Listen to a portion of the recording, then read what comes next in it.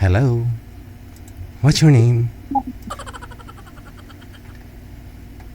Hello po. Bulol pang busis, ma'am. Pakiangat ng cellphone mo. Naka-bluetooth po ba kayo? Pa? Wala po kayong camera. Okay lang po yun, ma'am. Kahit wala ho akong kamera, wala pang pambili.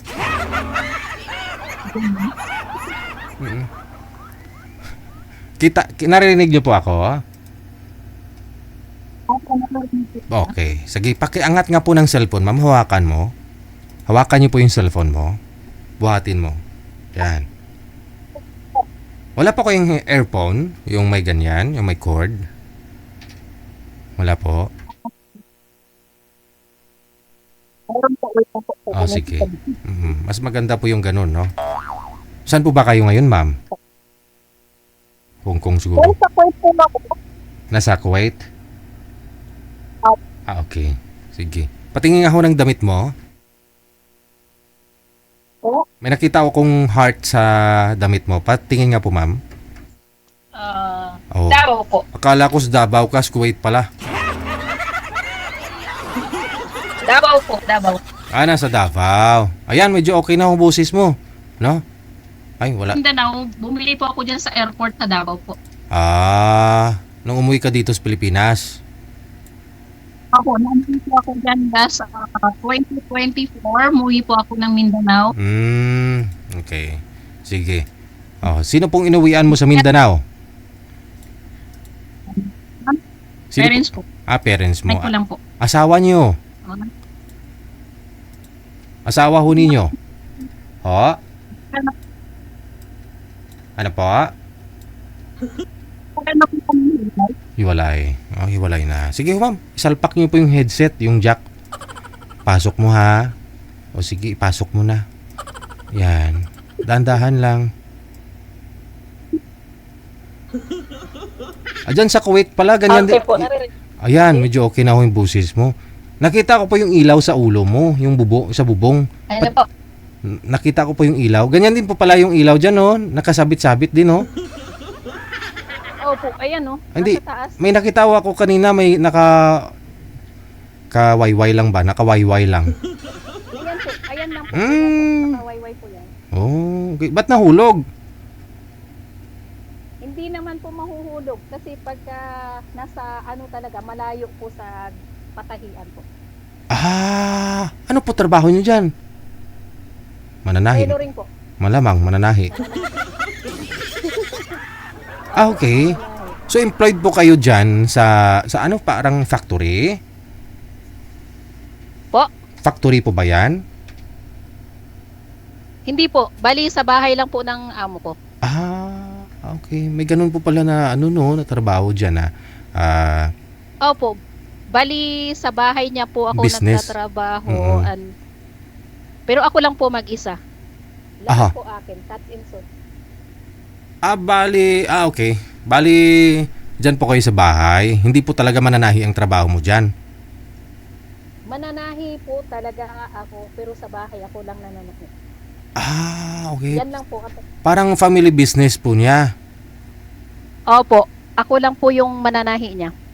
Okay. Bali, yung mga gawaing bahay, hindi na po kayo gumagawa nun? Hindi po. Hindi. Galing Bali ho na May nag-apply. tagaluto na. Bali ho May tagaluto na rin po. Bali ho nung nag-apply ka po dito sa Pilipinas, alam mo na mismo na yan ang ina-applyan mo, trabaho mo dyan? BJ, actually po, bali kasambahay po yung unang pinasukan ko. And then, 1 year and 9 months ako doon, tumakas po ako. Tapos? Nag-TNT po ako, nag-caregiver po ako within 3 years. Until 2023. So bali, paano po yun? Paano po yung visa mo nun sa una mong empleyado? Nire-apply po ninyo sa bago? Hindi po, binlacklist po nila ako dito sa Kuwait. And then, kasi tumakas ako 2021. And then po, nag-caregiver ako sa labas ako nagtrabaho. And then, although mahirap, pero kasi tago ka ng tago. Pero sa awa naman ng Diyos na kaya pa rin hanggang 2023, bali medyo mahigpit na sa labas. So nag-stay ako sa department store, Mm. nag-sales lady. Tapos po, doon po ako nahuli ng parang taga-munisipyo sa atin. Mm. Tapos po yung huling bata na inalagaan ko, ang tatay niya is pulis. Mm. So, yun po yung kinontak ko, and then tinawagan ko na nahuli ako. So, kinausap niya po yung taga-munisipyo. So, pinakawalan naman po ako. Aha. And then, 3 times a week na nag-checking sa department store, sa mall. So, nag-decide na ako na mag-resign Mm. kasi mahirap na. So, naghanap po ako ng patahian. So, sa shop. And then, 1 month ako sa isang shop. Mm. And then, hanggang sa nakilala ko itong madam ko, na lumipat ako dito sa kanya. Mm.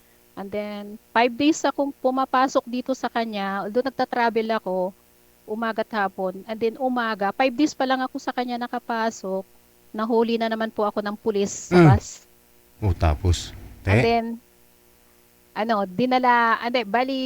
dinala po ako nun sa, sa kulungan. Mm. Pero before ako dadalhin sa kulungan, naagaw ko po yung cellphone ko sa kanya bago ako sumakay ng sasakyan. Sa pulis? So, Sa pulis? Opo, inagaw ko po. And then, tinawagan ko kaagad yung madam ko. Ah. And then, kinausap siya ng madam ko. Kasi yung asawa ng madam ko is pulis din. Mm. Tapos yung dalawang kapatid ng madam ko, pulis din. Mm. So, kausap lang ng madam ko sa phone hanggang sa dinala ko sa police station. And then, mga 20 minutes ako nandun, pinalabas din naman po ako. Mm. Iba talaga kapag may influensya, no? Kahit po pala dyan, parang Pilipinas din pala, no? Opo. Oo. Hindi, at saka, syempre, siguro sa awa rin ni God, kasi, syempre, ang bait ko rin. Tapos nung mga 3 months ako sa kanya, nagkasakit ako. So, wala akong papel, walang hospital na pwedeng tumanggap sa akin. Mabuti na lang po, andyan yung madam ko. Siya po yung nagdala sa akin sa hospital. Siya yung nagbabantay sa akin sa hospital. 11 days ako sa hospital. And then, after nun, mga March, pagka June, nag-decide ako na umuwi kasi yung amnesty pwedeng bumalik pagka mayroon nagbibisa. Pag-sponsoran ka ng amo mo? Opo. So, June 13, nakalapag ako ng Pilipinas. So, yun, binisahan niya ako. 6 months ako nag-wait ng visa ko. So, December 2024, nakaalis uli ako. Nakabalik po ako ng Kuwait dito. Wow. Kasi nga mabait ka, di ba? Opo. After 1 year po, nung January po, nitong January lang, nakauwi uli ako dyan sa Pilipinas. Okay. Pamasahe pa rin po yun ng amo ko. Mo, o di ba? Kasi nga mabait ka. Siguro po. Kamusta naman po love life mo? Eto, malungkot. Pero pilit lang pinapasaya. Ay, ganun. Anong ginagawa mo para maging masaya ka? Eto, naglilibang sa trabaho. Minsan di off, ganyan. Magala mag-isa. Ganun lang po. At least malinis ka. Anytime pwede ka. May papel ka na ho dyan. Makakagala ka na walang kaba. No, di ba? Kung sakaling ma-hospital ka, no, iba pa rin talaga yung legal, no? Kaysa naman sa TNT ka. Opo. Ngayon legal na rin po. Kaya wala naman po na problema. Kasi sa ngayon medyo mahigpit na rin po. So, kababalik ko lang 5 days before nag-close ang airport. Nung nakaraang buwan, no? Opo, kasi nag-gera, di po ba? Opo, okay, sige. February 20, kaya babalik ko lang po dito. Ano po nangyari sa asawa mo? Wala po, nandyan sa Pilipinas, nagiwalay lang po. Mula ho nung nag-abroad ka? Nag-abroad din po kasi siya. So pareho po kayo nasa abroad that time? Opo, bali, una, siya po yung nag-abroad, and then 2017 ako nag-abroad din, then nasa Saudi. And then Ramadan nagpunta kami ng Jeddah kung saan siya naandon. And then nalaman niya na naandon na po ako, so nagkita kami. So, Oo. tinry namin na Ayusin. ayusin Mm. na mag-work. Aha. Anong Pero ginawa ninyo? hanggang sa- Anong ginawa ninyong pag-fix nung magkita kayong dalawa na para maayos? Anong ginawa ninyo? Pumunta po siya dun sa bahay ng amo ko. Okay. Tapos. Hinanap niya po yung palasyo kasi sa palasyo po ako napasok. Oo. So, pumasok siya sa palasyo?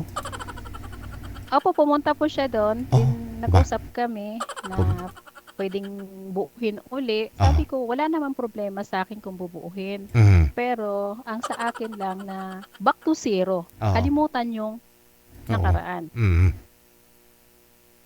Ang kaso po, hanggang sa pumunta ako dito ng Kuwait, kasi umuwi ako 2019, and then 2019 din po ako nagpunta dito ng Kuwait. Still na kami, pero ando na rin po yung mga silos, duda, ganun, na parang nakaka-stress na po, na-toxic na rin po talaga. Sige. Okay, so hiwalay kayo, alam niya na po na hiwalay kayo, ha? Ang importante, alam po niya na hiwalay kayo. Sige. So, ngayon, alam niya po. ano naman po ang gusto mo? Ilan po ba pala ang anak ninyo, ma'am, by the way? 3 po. 3. So, ilang taon na po yung bunso? 13. Tapos, saan po sila dito sa Pilipinas? Nasa Maynila po pareho. Okay, sige. O, anong gusto mo sa isang lalaki? Kasal po ba kayo ni mister? Opo. Di na ako kayang ayusin pa? Mayroon na po rin siya eh. Mayroon na. O, sana nung magkita kayo, nung inaayos na ninyo, i-fix ninyo yung problema ninyo, ginalingan mo na. Wow. Di, bali, nung umuwi ako, 2024 umuwi ako dyan. Pumunta rin naman ako dun sa bahay namin. Nagkita rin naman kami. So, anong ginawa? Tapos wala lang, hindi naman kami nag-usap kasi yung nanay niya lang po ang kausap ko, yung biyanan ko, kasi sobrang bait ng biyanan ko. So, binisita ko yung biyanan ko. Wala naman po problema sa Hindi kanya pinigilan na, be, iwan ka nga, dito ka na lang matulog. Wala? Hindi po, naandun yung babae sa katabi bahay lang po. Andun lang. Kapit-bahay lang po. Kapit-bahay lang. Magkadikit lang po yung dingding. Ay sus, di mahirap pala yung marinig nung Pwede. Walang magawa yung babae kasi ikaw yung legal, ikaw yung asawa. Kahit marinig man yung kalabog, yung ikot-igot dyan, anong magawa niya? Bet? Ano, magsumbong sa pulis? Ikaw asawa? Hinayaan ko na lang po para wala nang gulo. Oo. Okay, sige. Sa kanya na yun. Sa kanya na lang, no? So, nasawa ka na rin?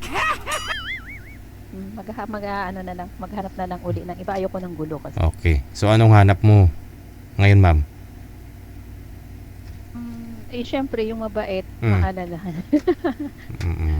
Dapat mabait, no? Oo, lahat naman syempre mabait. Okay lang po sa'yo na dito lang mo siya sa may Pilipinas. Gusto niyo rin po ba dyan sa Kuwait?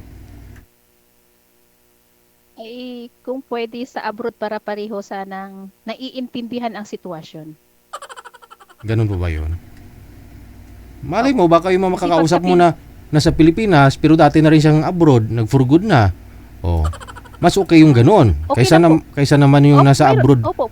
Nasa abroad nga siya ngayon o sa ibang lugar, baka iba din po yung oras. At hindi mo masasabing pare-pareho yung pag-iisip ng nasa abroad.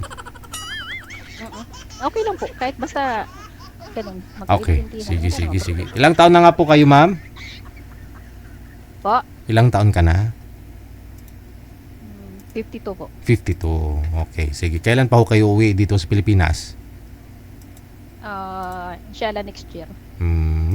Sige. Sige, ma'am. Next year na. Asawang-asawa na talaga. Sige. Standby, ha? 2 years end of contract ko, February. Hindi pa naman for good. Ano yan, ma'am? Bakasyon lang. Kasi balak ko mag-extend hanggang July for good. So, depende na lang po kung makakayanan yung ipon ko, kung makakaabot maipagawa ng bahay. Okay, sige. Standby po kayo sa linya, ha? And that was Miss Raya. baka meron na rin po